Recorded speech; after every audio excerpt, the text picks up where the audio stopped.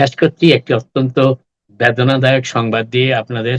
যা গত পরশুদিন ক্রিসমাসের আগের দিন ২৪শে ডিসেম্বর রাত ৯:৩০ ব্রঙ্কসের পার্কচেস্টার এলাকায় হোয়াইট প্লেন্স রোডের একটি অ্যাপার্টমেন্ট ভবনের ৬ তলা থেকে লাফ দিয়ে এক বাংলাদেশি কিশোরী আত্মহত্যা করেছেন বলে পুলিশের রিপোর্টে বলা হয়েছে।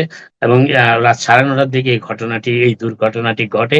মা বাসায় ছিলেন, হঠাৎ করে মায়ের কাছ থেকে সরে গিয়ে এই কিশোরীটি দ্রুত ছাদের উপরে চলে যায়। চলে যাওয়ার সময় কোনো বাধাই ছিল না। ছাদে যাওয়ার জন্য সাধারণত অ্যাপার্টমেন্ট বিল্ডিং গুলোতে সবাই ছাদে যেতে পারে না। কিছুটা বাধ্যবাধকতা থাকে, ছাদে যাওয়ার ব্যাপারে কিছু প্রতিবন্ধকতা থাকে। কিন্তু এই ক্ষেত্রে দেখা গেল কিশোরটি প্রায় দ্রুততার সাথে ছাদের উপরে চলে যায় এবং সেখান থেকে সে লাফ দিয়ে তার মৃত্যু ডেকে আনে এবং পরবর্তীতে পুলিশ তাকে উদ্ধার করে সেখান থেকে ৬ তলা। এবং ১৩ বছর বয়স মাত্র। স্থানীয় একটু স্কুলে লেখাপড়া করত। তবে তার বাবা-মা পুলিশকে জানিয়েছে যে দিন কয়েক আগে সেই স্কুলে তাকে বুলিং করা হচ্ছে, এই ধরনের অভিযোগ তার বাবার কাছে সে বলেছিল। তবে আ আ আমেরিকায় জন্ম নেওয়া এই কিশোরীর মৃত্যুতে সমগ্র ব্রঙ্কস এলাকায় শোকের ছায়া নেমে এসেছে।